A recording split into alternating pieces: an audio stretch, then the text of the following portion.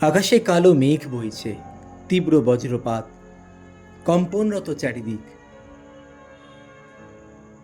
ক্ষণিকের আলোয় দেখা যায় একটা গাড়ি দ্রুত গতিতে এসে থামল। একে একে নামলো চারটে অবয়ব, নিজেদের মধ্যে অল্প আলোচনা সারল।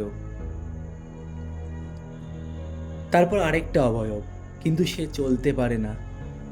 তাকে মাটিতে শুইয়ে টেনে নিয়ে আসা হলো। আবার শুরু হলো অল্প কথোপকথন। সিদ্ধান্ত নিয়ে অবয়বটাকে একটা ফাঁকা জায়গায় ফেলে আসা হলো।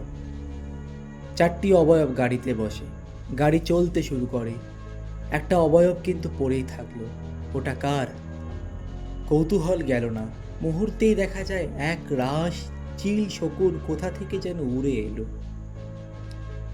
সেই অবয়বটার চারপাশে ঘিরে ধরলো, আর তারপর তাদের প্রচণ্ড অট্টহাসি।